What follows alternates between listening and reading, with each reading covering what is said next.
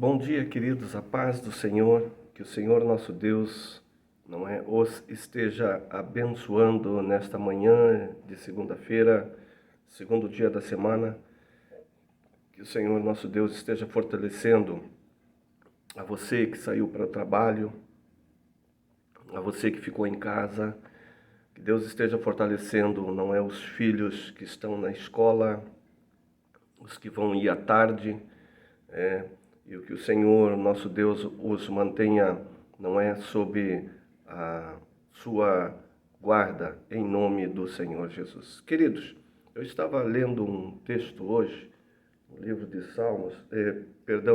Provérbios, capítulo 18, e encontrei um versículo maravilhoso, não é? E o tema dessa conversa amigos, amigo, não é? E eu fico analisando esse texto, juntamente com uma história que aconteceu, que nos relata uma grande amizade entre dois homens de caráter, e homens que manteram a sua palavra naquilo que confiaram um ao outro. Então a gente vê esse texto se cumprindo na vida desses homens e eu gostaria de comentar junto com você, compartilhar com você aquilo que Deus tem colocado em nosso coração com relação à igreja de São Gabriel. Os irmãos, o círculo de convivência, aquilo que Deus tem colocado ao nosso coração, a maneira que devemos de andar, de proceder. Então, a preocupação do Espírito Santo de Deus para que isso venha acontecer em nosso meio de um modo real, de um modo verdadeiro. Então, temos muito a aprender ainda, Temos muito ainda a buscar de Deus, mas já existe em nosso meio pessoas que possuem esta configuração, que a Bíblia está falando, que a Bíblia nos arremete. E somos felizes por isso, mas cremos que vamos atingir o objetivo, e é esse o objetivo do Espírito Santo, que a igreja do Senhor venha viver na verdade, venha viver e andar sobre a verdade. E esse tema é muito importante para nós, é muito importante para a igreja do Senhor, uma igreja verdadeira, uma igreja real, uma igreja, que ame, uma igreja que se preocupe, uns com os outros, e que não tenha, como a gente diz no dito popular, não tenha crises de histerismo, de criancice, de coisas pequenas que venham e prejudicam muito, a comunhão da igreja, a comunhão dos irmãos. Essas crises de meninice dificultam muito mesmo o relacionamento da igreja do Senhor. Então, a igreja do Senhor, o Espírito Santo de Deus está preocupado para que nós venhamos crescer, para que nós venhamos ser, homens maduros, adultos, mulheres maduras, adultas na fé, jovens, tementes ao nome santo do Senhor Jesus. Essa igreja que o Senhor, basicamente, o Senhor coloca, ao nosso coração, para nós buscá-la, para nós, buscar esta convivência e a viver assim. O livro de Provérbios, capítulo 18, versículo de número 24, esta tradução fala dessa forma, mas outra tradução, que eu estive lendo, a mais tradicional, ela fala de uma maneira diferente. Diz assim o texto, Provérbios 18, versículo 24. Amigos vêm e vão, mas o verdadeiro amigo é mais próximo que um irmão. Outra tradução tradicional diz que quem tem muitos amigos corre o risco de ficar pobre. E há um amigo mais chegado que um irmão. Eu vejo, irmãos, nesse texto, a preocupação, não é? Aonde nós vemos aqui nosso grande sábio nos falando dessa forma, sintetiza, irmãos, para nós, não é? Momentos que nós gostaríamos de realmente poder vivenciar, não é? Com um grupo aonde estamos fixados, a igreja, não é? Os irmãos.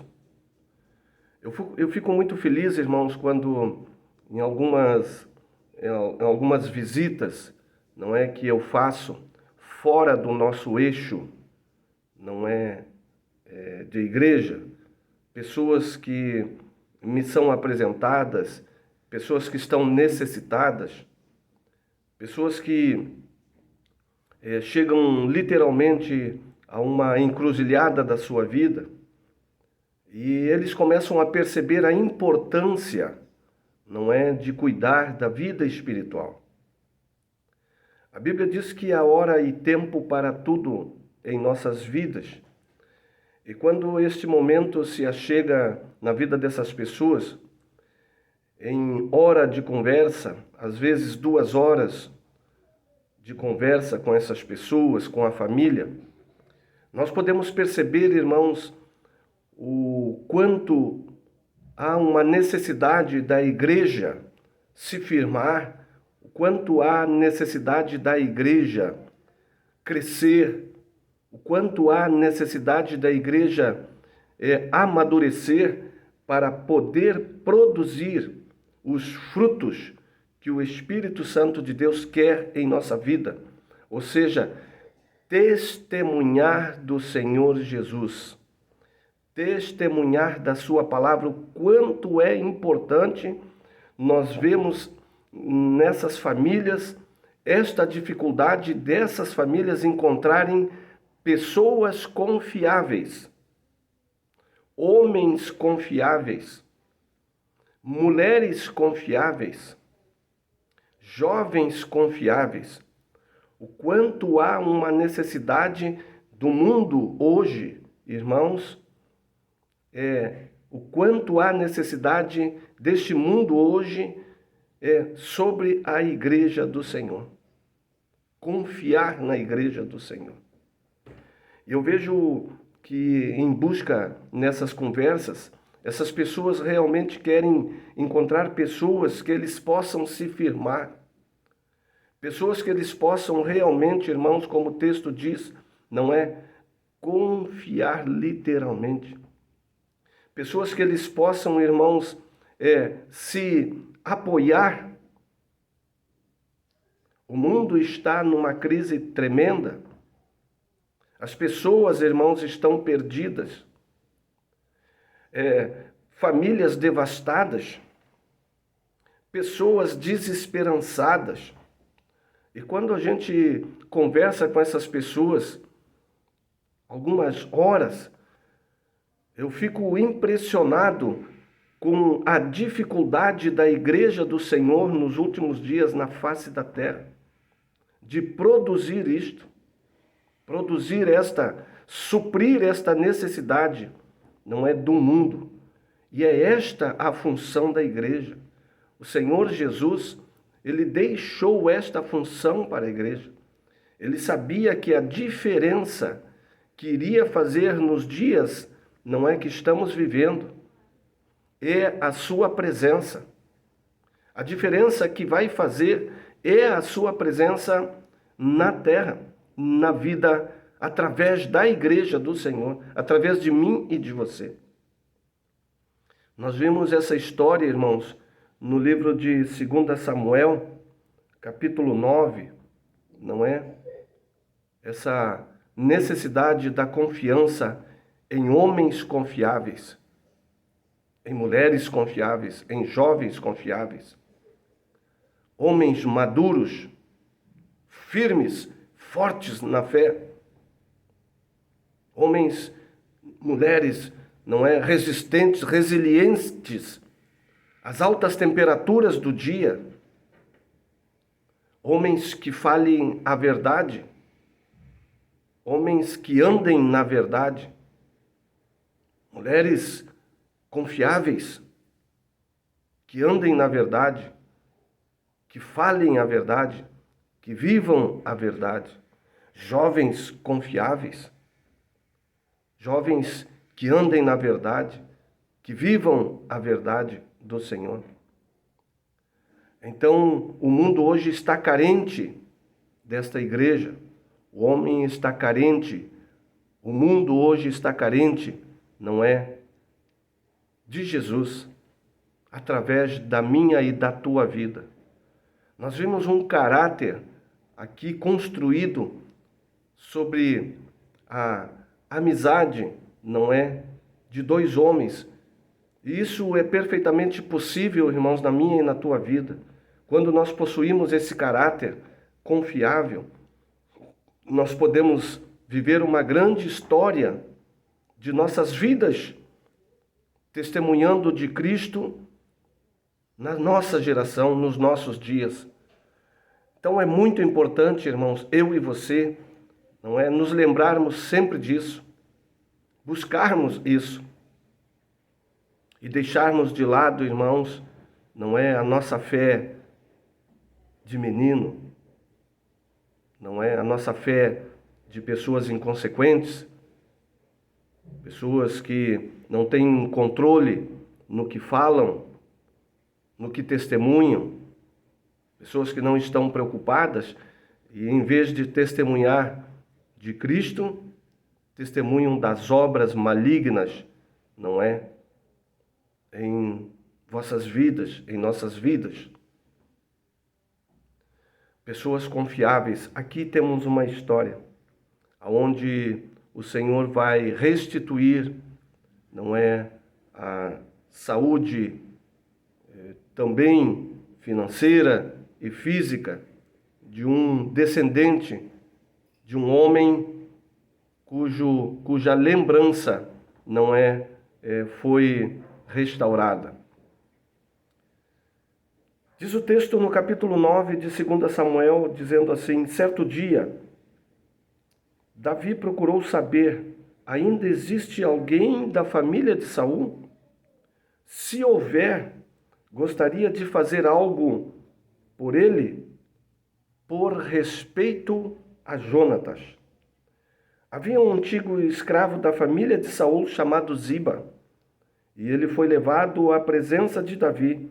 E o rei perguntou: você é Ziba? E ele respondeu: sou, meu senhor. E o rei perguntou: ainda existe alguém da família de Saul por quem eu possa fazer alguma coisa? Ziba disse ao rei: sim, o filho de Jonatas, aleijado dos 2 pés, está vivo. Onde ele está? Perguntou Davi. Ziba respondeu: ele vive na casa de Maquir, filho de Amiel, em Lodebar. E o rei não perdeu tempo, mandou buscá-lo na casa de Maquir, filho de Amiel, em Lodebar. Mefibosete, filho de Jonatas e neto de Saul, apresentou-se a Davi e prostrou-se com o rosto em terra. Por respeito a Davi, Davi perguntou: você é Mefibosete? E ele respondeu: sim, senhor. Davi o tranquilizou: não tenhas medo, eu gostaria de ajudar você, em honra à memória de seu pai, Jonatas. Para começar, vou devolver a você todas as propriedades de seu avô, Saul. Além do mais, de hoje em diante você participará de todas as refeições comigo à minha mesa. Prostrando-se, sem olhar para o rei, Mefibosete disse: quem sou eu para merecer sua atenção? Um cão morto como eu? Davi mandou chamar Ziba, o homem de confiança de Saul, e disse: estou entregando tudo o que pertence a Saul. e à família dele e ao neto do seu senhor. Você e seus filhos, seus escravos, cultivarão as terras. Dele trarão a produção para Mefibosete. Ele vai viver disso. E o próprio Mefibosete, neto do seu senhor, de hoje em diante, participará de todas as refeições comigo. À minha mesa, Ziba tinha 15 filhos e 20 escravos. Ziba respondeu: tudo que o meu senhor rei ordenar ao seu servo, certamente o seu servo fará. A partir daquele dia, Mefibosete comia com Davi à mesa. Como membro da família real, Mefibosete também tinha um filho pequeno chamado Mica, e toda a família de Ziba passou a servir a Mefibosete. Mefibosete viveu em Jerusalém, participando todos os dias da mesa do rei. Ele era aleijado de ambos os pés. Essa história, irmãos, só se realizou porque havia um compromisso, irmãos, entre dois amigos.